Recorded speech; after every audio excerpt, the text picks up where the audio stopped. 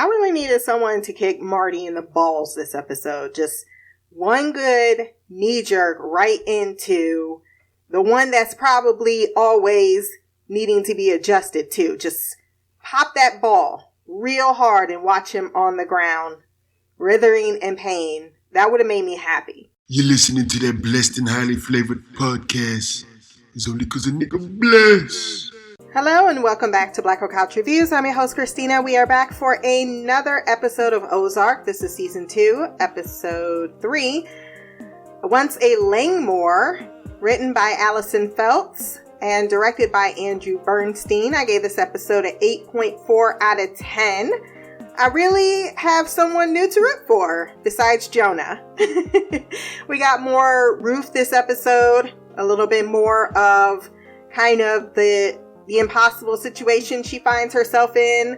The most realistic, I think, character of them all, and really want something that isn't, with the birds, hey, we need to grasp the entire fucking world and live in the 2% population zone. And this girl just wants a fucking house. Not even the nicest fucking house, just a house.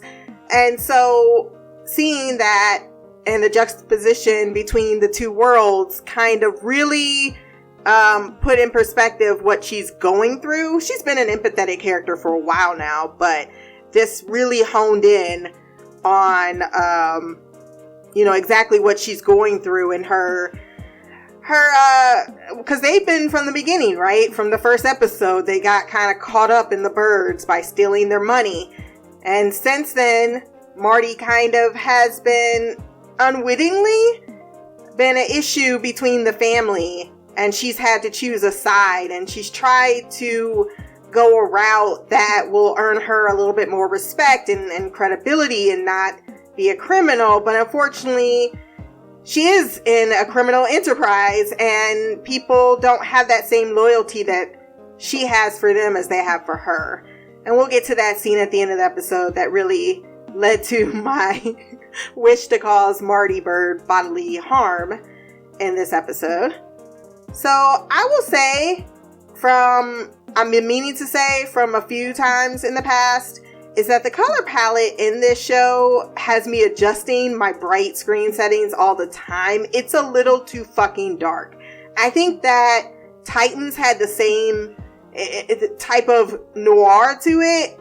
I get where you're going with it all, but man, it's fucking annoying to not be able to see certain things. It's just so very tinted at times, and it's really annoying. That's all I mean to say by it. I mean, I'm getting used to it. Clearly, it hasn't ruined the show, but it is just a touch annoying because I hate adjusting my screen settings.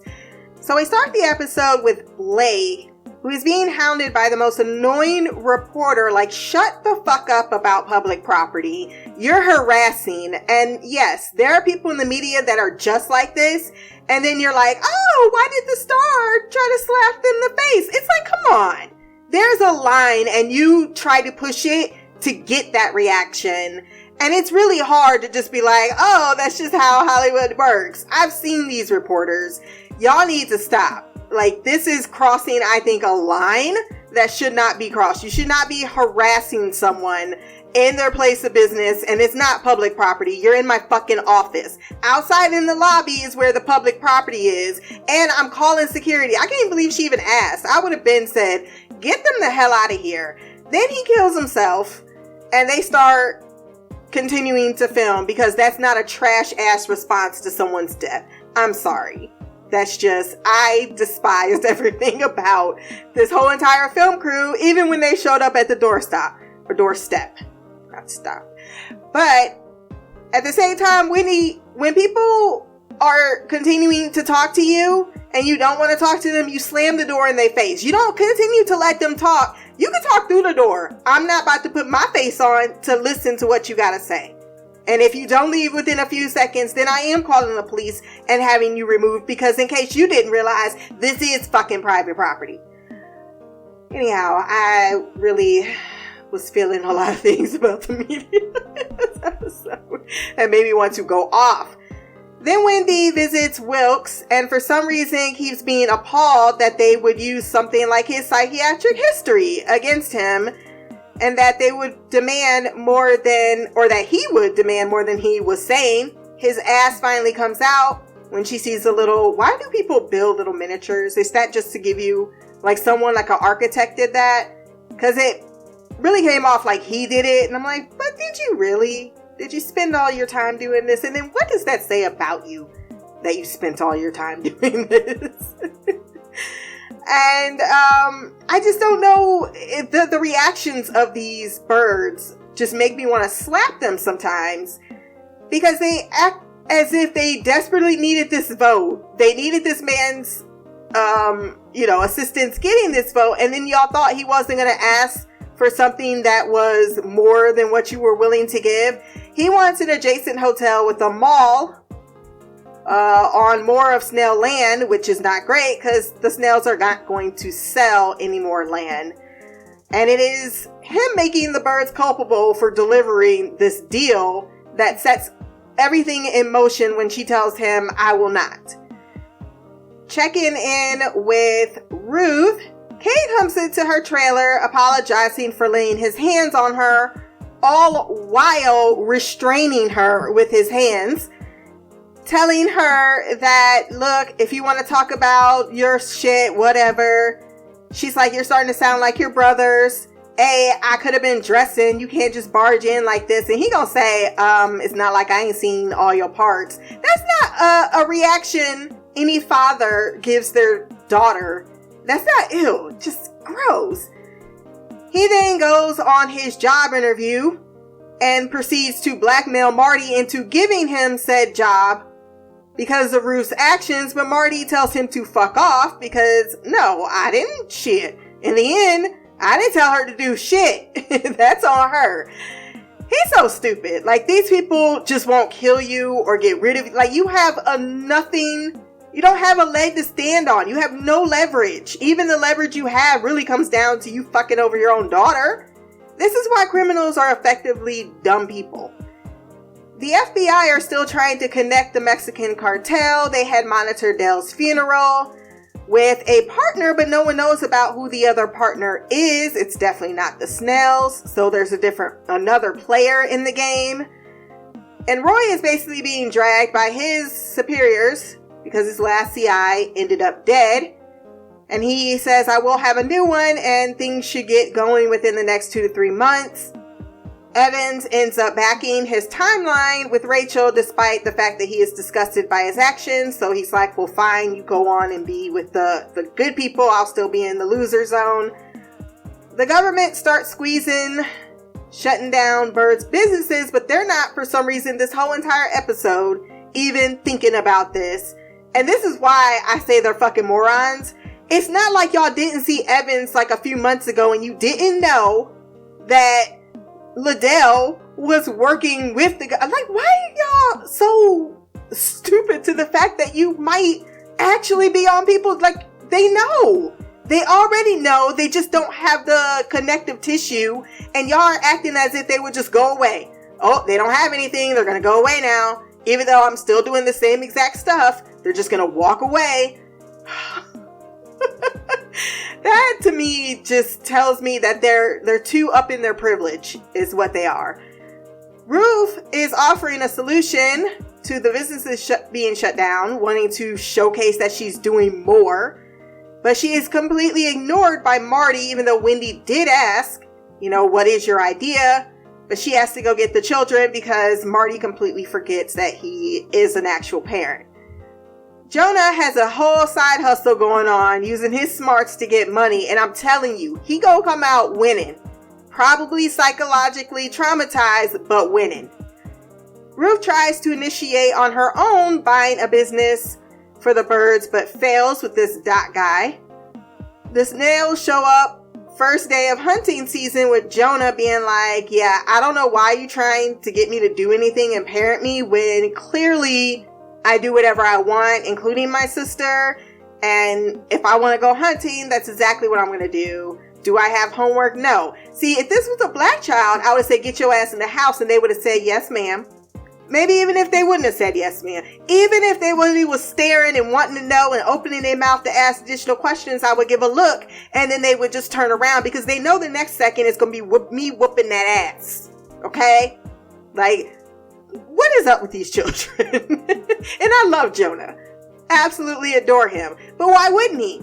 I don't even blame him in this moment. Like, come on now. Like, I don't know about your business. I don't know what's going on. Like, if anything, I need to know more because it calms my anxiety. Buddy coming out, cocking a gun, talking about, mind if I join you? There goes my hero.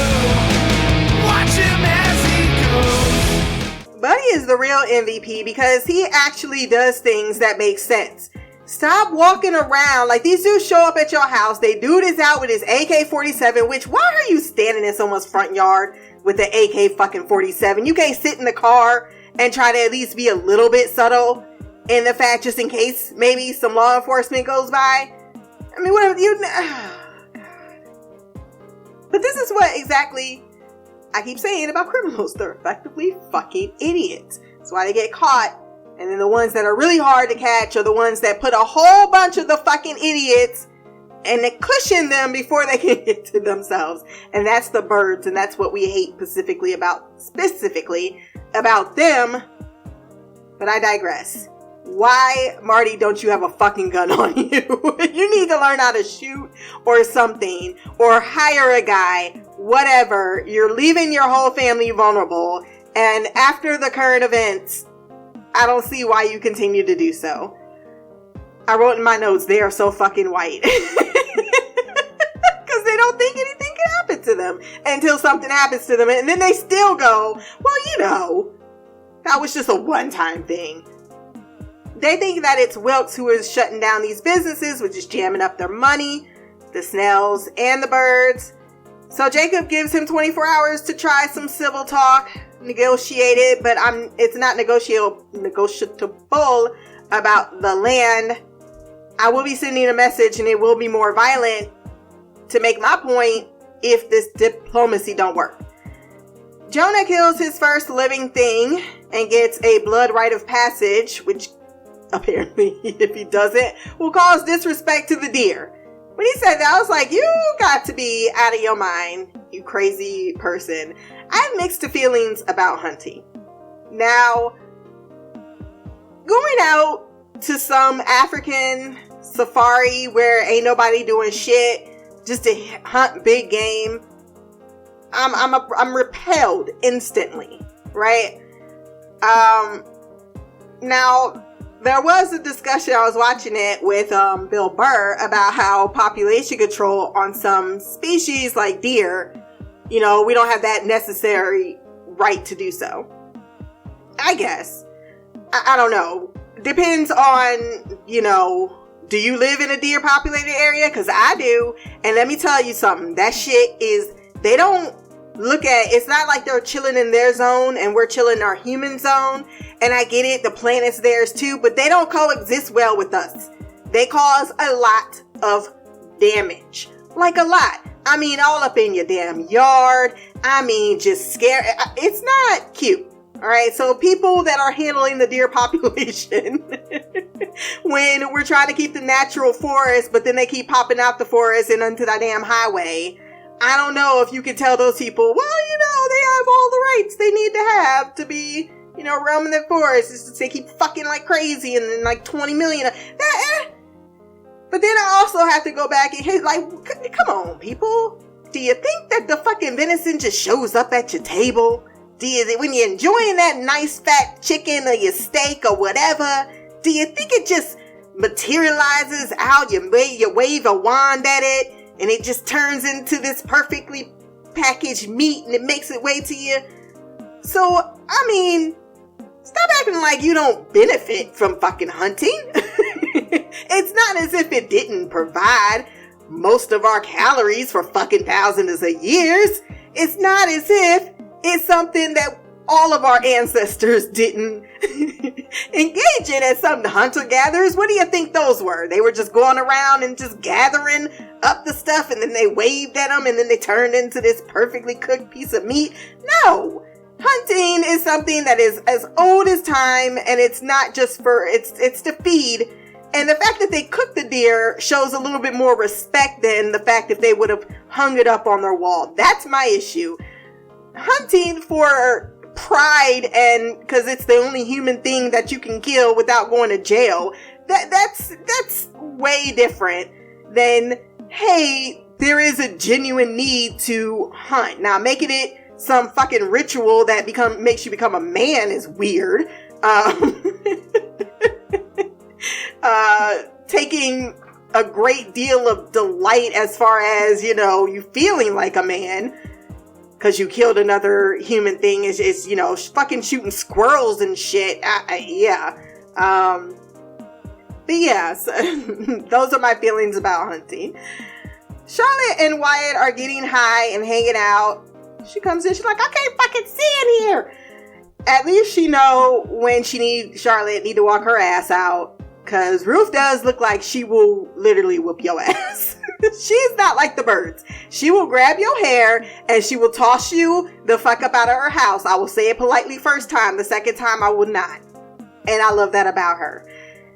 So she tells Charlotte, look, I need a moment alone with my guardian, or I guess she's the guardian, my ward here. And she tells her, look, you need to write your paper because unlike you, that girl has a fucking rich ass daddy, and his white privilege will get her into college because she can skip all the school she wants. He'll donate a fucking library and she'll get in. And that was 100% facts, because Charlotte ain't putting no effort into school. None, not even a little bit. It doesn't feel like as if she even stays there all day. And her parents are like, that's fine, she's smart enough, we'll get her in. That's exactly how they're handling that situation. And she's like, look, you have to work hard. If you don't want to, be those people, fine. You have to pretend to be those people. And that is a little bit truth on that too. It's like, yeah, I get where you're coming from, but if you want to be better or get more or be better, then you're going to have to put the fucking work in it. And you can't take breaks like this child over here. Even Wyatt was like, yeah, I didn't kiss you because one day you're going to be a story you tell about that time you were in the rural South. I don't want to be that story. Wendy goes to the Wilkes abode to tell him that he's behaving like a spoiled brat because that helped nothing. And then we have the reveal that it was indeed the government that organized all this business being shut down. It was all a way to get Marty to call Rachel because he needed her without causing suspicion, which is smart, because I thought she could just walk right back in there. But no, Roy is a smart guy. Unfortunately, he's just not the guy, and we'll get to that line later in the episode. And so when he asked, Tuck, do you know where Rachel is? Of course, Rachel had already been in touch with Tuck. And you had Rachel saying a line about how when she met Marty, because Marty was being all like, oh, hey, I called you, you showed up, you have a lot of nerve, you stole the money, what if I tell them? How you want to be dead? So she's like, fuck you. Okay, wait, sorry, I called you because I needed you here for something, so why would I want to start by threatening you? This is the thing about Marty. He acts as if he's not associated with these darker, more insidious ways of getting people to do what he wants them to do, but it's bullshit, and he's aware that it's bullshit. He's willing to go there if he needs to go there. And her line of preying on addicts and hillbillies, that's exactly what it is. Y'all are his cushion, and he has no feelings about taking advantage of you because you are addicts and hillbillies. I mean, she's gotta, no, really. I keep saying it's Rachel's fault, but it really ain't Rachel's fault. She thought this was a businessman. Jonah's struggling with his serial killer instincts. Not serial killer, I'm being funny. His killer instinct. He was up at night, just sitting alone in the dark. Wendy comes home. She's just not equipped to handle this whatsoever. Because he's like, why was you going to have me kill that man? And then she's like, well, I wouldn't have thought of you as a murderer, but at the same time, I would have thought you very brave for protecting your family. And I'm like, no, that's not the What you really should have done is taken the gun from your son, not make him a murderer, and take care of the business your fucking self. What you should have always had was a gun on your body at all points to protect your family. Your children should not be protecting you. That everything about that is wrong. Then she's like, well, could I just sit in the dark with you?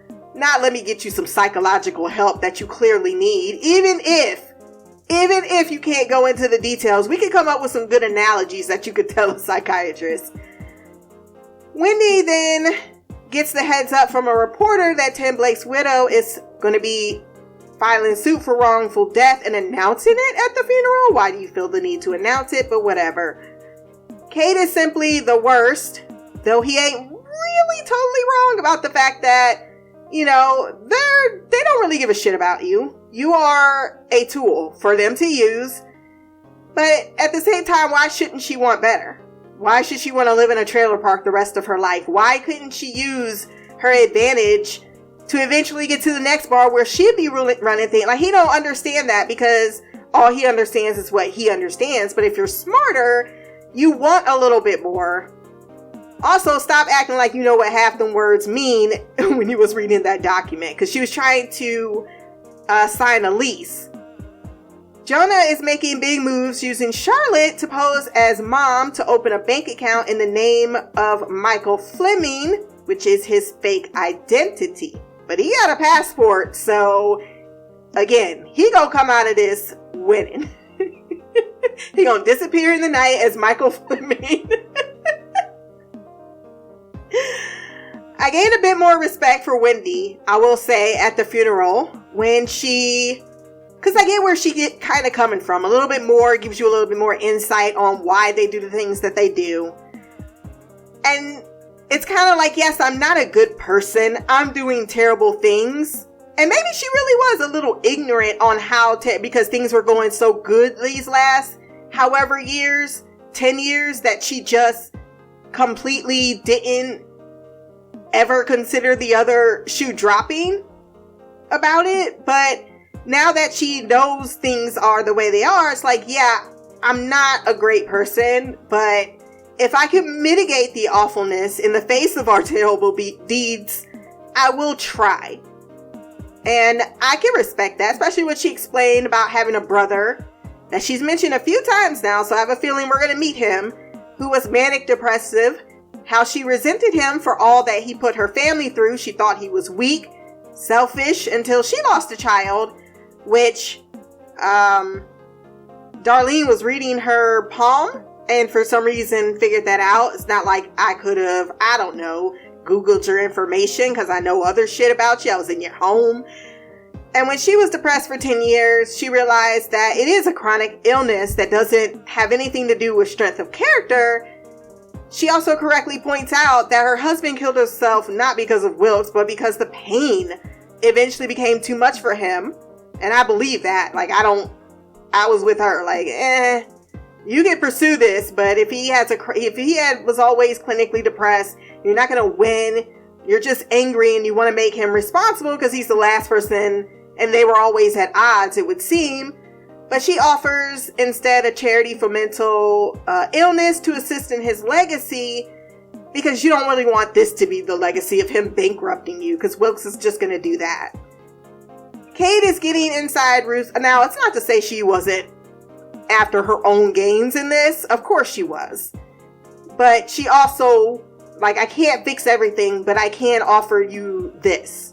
Kate continues to get inside of Ruth's head regarding her worth as she goes to look at the house, but there's a nice couple looking at it with a baby and it makes her feel a certain way. Roy sets up a recorder on Rachel and keeps her medicated or drugged. I don't know what that is. I don't know if it's methamphetamine or, something, because usually when you're an addict, they use drugs to combat, like lesser drugs to combat your addiction. I'm not sure if he's giving her straight up just drugs or something like that, but either way, he's definitely keeping her doped up, or at least sufficiently doped up, but not against her will. with Rachel being like, I hate you, I get you hating this man, but I wish you would have a little bit more disgust for the person that put you in this position in the first place. The snail set Wilkes' boat on fire. And he ain't even the one shutting their ass down. Again, talking about some fucking Hitler. Like, Jesus, they're fucking stupid. They then have geriatric sex. Darlene tells him she wants a baby because what's the point of doing all this if we don't have anyone to pass it on to? And you thought you was gonna pass it on to Ash? How does mediocre kindness win loyalty? Because Rachel meets Barty. He tucks her in, refusing to talk about anything. And she tells him they're gonna lock you up or kill you. And he's like, okay, yeah, you sleep that off. Because he's not listening to anything at this point. He's so dumb. But yeah, it's kind of like this loyalty she feels for him. I don't know why she wouldn't be like, yeah, fuck him. I'm looking out for numero number one. Not only does he have leverage on me that can get me killed, but he also is himself a criminal. That part I don't get. Ruth goes joyriding because someone's an idiot and left their keys in the boat, causing $50,000 worth of damage, except it's a $300,000 boat or something to that fact. All I know is there was a name drop for Allstate and how they will not pay out. So she gains the man's business and the owner calls her worse than her dad. I'm not sure if that adds up at all because come on now. Your dad would have just taken a gun and beat you until you signed something over. At the funeral, Blake's widow announces the Tim Blake Foundation, showing that she did accept Wendy's offer. Wendy telling Wilkes he owes her, then feeling the need to spell it out. Ugh. He tells them that, by the way, I didn't shut down your businesses, so yeah. They offer him 1.3%, and she keeps telling him, like, this is what it is. This is what you're gonna do. And this is the part that you don't get, Wendy and Marty. Y'all are getting in a different realm of people fucking you over. And I think that you don't have too much leverage. You're not there yet. I get what you're trying to do, but you walked away thinking that you won that, and I did not walk away thinking, because he was like, what about my boat? That's what insurance is for. No. No. You think he just gave up on his whole... Did you not see all the time he spent putting that shit together? That's a dream, and you just made it come true. And he probably had that dream for a while. That shit probably been just sitting there, and he put it down from his attic. How the hell? Oh, God, y'all are bad at reading people. Ruth comes to excitedly tell Marty the news about the business she gained them, but he tells her on paperwork she's fired due to her past, her name, and doesn't even think to dress it up a bit. Go suck a dick, suck a dick, suck a motherfucking dick. Suck a dick, suck a huge or small. How is she at the brink of tears in your office and you don't think for 5 seconds, let me take at least 3 minutes for her and break it down that she has worth? I just, asshole. Roy is yelling at Ruth, but something she says I think is reflective of both people. They're not cut out for this shit. And it makes them hate themselves. I believe that is very true. But only thing with you, Rachel, you should have walked away and did a better job with that stolen money. I just don't feel bad for her. And while what Roy is doing ain't right on any type of level, it also, I mean, playing devil's advocate, I guess I don't know what it says about me, but utilizing someone, you know, it's not as if you weren't an addict before I came along. You're just an addict and now you're being utilized and you're not going to jail for your crimes because you did commit those, in case you forget. So you're trying to come off as if you're a victim of some kind, but you're not.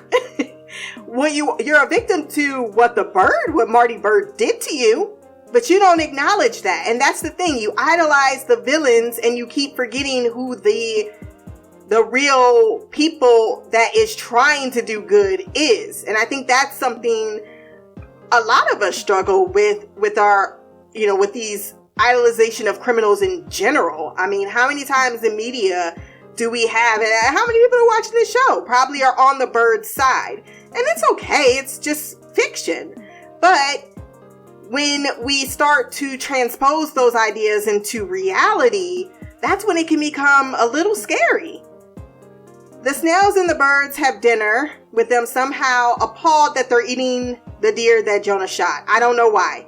At least that's what you're supposed to do with it. You kill the animal, you cook the animal. That's the most respectful thing you could do for it. At least it didn't die for a trophy. Darlene saying to Wendy, I thought you would be a cunt. Oh my God! How do you even respond to that without insulting you, which we all know ends in homicide? So all of this, the way they act is just a means and for us to be like on the bird's side when the turn happens, because the turn's gonna happen and they're totally gonna leave the snails on the other end of it. At some point, they're gonna have to choose between someone, and I don't think Wilkes being an enemy after we keep mentioning several times about the power he has is something that the snails is gonna want.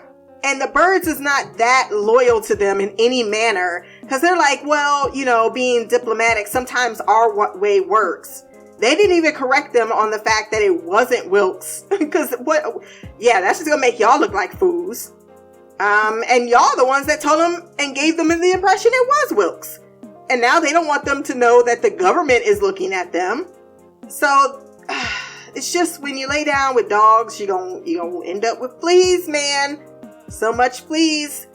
And technically Marty wanting to rub it in, well, diplomacy really did save everything. That's what you think in this round. That's the thing. It's always another round. And when them being already exhausted, being like, oh, now what? What did you expect? This is your life now. You don't get to complain. Especially the kids or Wendy. Marty said, I will take this all on my own. And you guys said, hey, I'm going to come back and join you. Instead of her reward going to the birds, the doc that is, she enables her dad, Cade, to get back into his criminal activity while also being a good front for his parole officer. He's like, I thought you wasn't. Shut the fuck up. Do you want the keys or not? Just don't talk to me. You know what you're doing. You're clearly making inroads with Wyatt because she read his paper. Clearly shows that he is not only depressed but suicidal. And she doesn't know what to do with it. She's a kid herself, dealing with some of the same types of emotions of being worthless, of the fact that their lives end, that she really killed his dad in the first place. Technically, though, she killed him because he was going to kill someone else. I mean, it's not as if, granted, I think that you could have done anything, like had the police show up, but they weren't going to stop. That was the point. It's very hard for her, and I feel really terrible for the situation. Then she lets the cats out and tells them, your fucking choice. Like, be a wild animal or be domesticated. Everyone deserves the choice, and, no one's trying to really allow her to have that, including her own family. So that's very tragic. And those are my thoughts on the episode. Let's jump into the mailbag.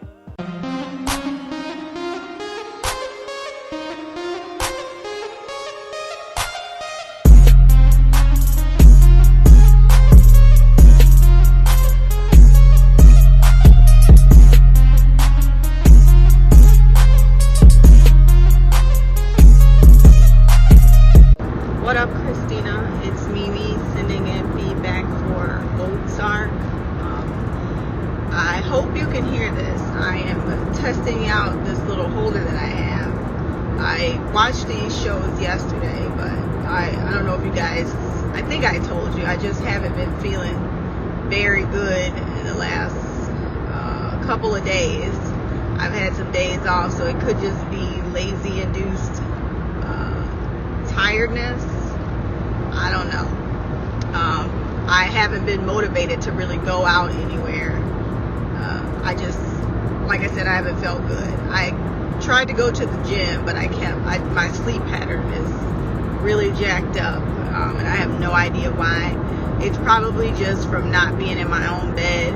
It's hard to get comfortable, so it's just probably just going to take some time to get used to. But this episode was, it wasn't terrible. I know that we're, trying to get this casino together, so it's not as entertaining as I would enjoy. There was some entertaining moments. I am still trying to figure out exactly, like, Darlene and Jacob, those two really are strange. Like, I understand that they've been in this drug game for a very, very long time. But you would think, burning someone's boat would be too petty for them. Like, if you're gonna send a message, like I understand Wilkes is a businessman, he's wealthy, he's powerful, but so are you guys. You guys can't, like, even if he is shutting down your businesses, you can't think of a more clever way to teach him a lesson. I don't know. For them to be so powerful, they're not very smart. Like, even, like, still going back to when they killed Dell, or I should say when Darlene did, I just, for the life of me, can't understand how they think that they are so great, but they do stupid stuff all the time. I really don't understand. Like, we knew that Wilkes had nothing to do with the closing of their businesses. We knew it was petty, trying to get Rachel back into the fold with Marty, but I just, for the life of me, don't understand what they thought blowing up his boat was going to do. It really wouldn't have, what message is it going to send? And then Darlene, we had to listen to Darlene talk about wanting a baby. Like, if you wanted a baby, isn't that something y'all should have talked about like 30, 40 years ago? Even you trying to adopt a baby is very slim to none. But then for you to be talking about having a baby with him, and y'all, like, she looks like she's in her 60s. Now, I'm not saying it's impossible, but if y'all wanted kids, why are y'all waiting so long to talk about this? It just seems a little ridiculous. And then, like, I don't know where Rachel, I don't know if maybe she had a problem before. I know she used to sleep with men all the time. Maybe she always had an addiction. Maybe she changed her, man addiction to drugs and alcohol. But I just can't see this going well. And why did he, it looked like he gave her a pill, the FBI agent. Like, why are you trying to get her high? I don't understand how that's supposed to be a good idea. You already busted her because she got wasted, she was drunk and high, and ran into a telephone pole. And now you're going to get her high to get your criminal? Like, that doesn't even make sense. I don't understand where this is going. And then, like, I get Marty is supposed to be, like, the big, like, the next best thing to getting to Dale's people. But I don't understand why they're going so hard. Oh, I remember now. It's because his partner was a snitch. Okay. And I do think that what is her name? Ruth's dad had some nerve trying to extort Marty into paying him. It's like, first of all, I would have been like, I don't know what you're talking about. And even if I did, whatever I did criminally would also be criminally charged to your daughter. So I would suggest you turn and walk away. Like, I don't know who he thinks he is, that he can just get money for doing nothing. But dude, seriously, like, he has some nerve. And for you to use your daughter killing your brothers as a way to extort money, like, that just shows the type of person you are. And I just, for the life of me, don't understand why Ruth allows her dad to be like that. He is just disgusting. Everything about him grosses me out. And Charlotte and Wyatt, I don't know what the hell's going on with them. I guess, I mean, we saw Wyatt drinking before. Maybe he used to always get high, and this is his way of coping with his dad's death. I don't understand, like, if he thinks Marty killed his dad, why is he hanging out with Charlotte? Is that something malicious going on there? Or if he seriously just wants to be friends with her? I don't know. And then the guy killing himself, like, that was a real big shocker. I can say that surprised the hell out of me. I was not expecting that. Like, he went into his office after telling the reporter to leave, and then he tries to kill himself, or he does kill himself. Like, that was very, very shocking. So I mean, all in all, this episode was okay. There were some parts that were a little slow, but I do think it's all, like, picking up. There's just questions about the plot, like, what exactly they're trying to do. But I think that I'll probably get a better understanding once I listen to your podcast. So I'll just end it here. Hopefully you can hear all this and it's not a jumbled mess. So until next time, love, peace, hair grease, and black girl magic. Queen of the couch, Mimi out. Miss Mimi talking about she don't know what is causing her to feel unwell. I do. I'm not putting no spoilers out there. So Darlene and Jacob, I feel, never handled anyone but small potatoes. Like, I feel like they've been dealing with backwards people for a very long time, and they've never had to deal with anyone with any greater significance, and it shows in all of their actions. So I definitely agree with you that their behavior is odd, but it's mainly because, if all you've ever had to do, like their hierarchy, they said it themselves. There's hillbillies, and then there's, what did they call them? White trash? I don't know. That's probably not what it was, but it was hillbillies and rednecks. That's what they said. So they see themselves a class above people, and that's what happens. You subjugate the ones that are below you, but then there's always the people that is above you. I got deja vu when you were talking about the snails, by the way. I'm not sure why, but the whole thing about her having a kid, yeah, I think that she really was trying to have that with Ash for whatever reason, and now that Ash is gone, she feels that she needs to replace that feeling. And her wanting to have a legacy, it's silly, but also exactly what happens when you have everything else. You're going to want that one thing that's missing. And he's trying to calm her so she doesn't get caught. That's why he's giving her the drugs. But because she's a drug addict, he's not thinking about the fact that it's drugs and she'll just abuse it. So he calls himself, sorry, I can't ignore the fucking people upstairs. They're just trash. So if you hear them, my bads. So I think that that's just his way of trying to control her in this situation by, saying, hey, at least I'm feeding your fucking addiction. At least I'm taking care of you. And this, because she's all uptight and he doesn't want her to give herself away, but she really doesn't want to do what he's asking. And I'm not even 100% sure why. I'd be thinking of numero 1. And I don't think that, what did I write here? He doesn't think Marty killed his dad. Oh yeah, for Wyatt. I think that he was suspicious Marty killed his dad. But I think that Ruth was able to talk him into, come on, Marty's not the kind of guy that would kill people. And he would he really have rigged the boat wire? Like, she talked him down from that idea. And he really does have a relationship with Charlotte. But, I don't think he still holds on that idea that Marty or the birds in general killed his dad at this point. That's why he's still hanging out with Charlotte. But he did think it at some point. And I mean, he also is not not smart enough to know that even if the birds killed his dad, it's not as if it wouldn't be self-defense.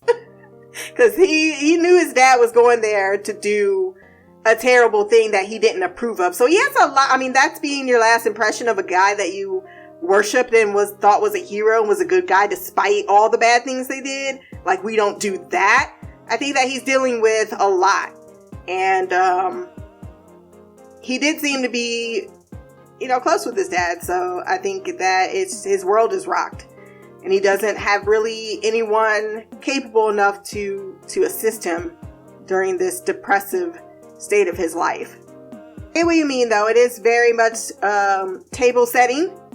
And we're kind of, the more criminal aspects of things rather are a little simmering in the background. But I do feel that, what is this, episode 3? Yeah, we still got some while in the season of 10 episodes for things to start hitting a crescendo and things go downhill and a little bit more violent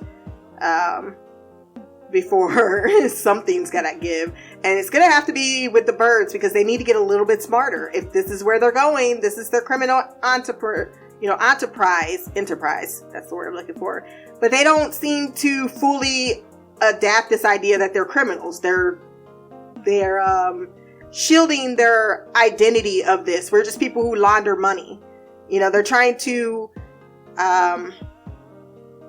what's the word? Not sugarcoat, but they're not acting in the manner in which they truly are, because they're trying to separate themselves, but they're not really separate at all. And I hope they come to that conclusion, or at least a bullet may help them come to that conclusion by the end of the series. I don't hate them. I just see them for who they are. And they're not heroes. They're not people I root for. But it's nice to see how they manage their own emotions. Because it's not as if you become a criminal and you all of a sudden are not a person as well. I just feel less empathetic towards their situation. So if you want to join in our conversation on the next episode, blackgirlcouch@gmail.com, or you can leave a comment below on this podcast. My social media will be there as well. Remember to like, share, subscribe. Until the next time, peace, hair grease, and black girl magic.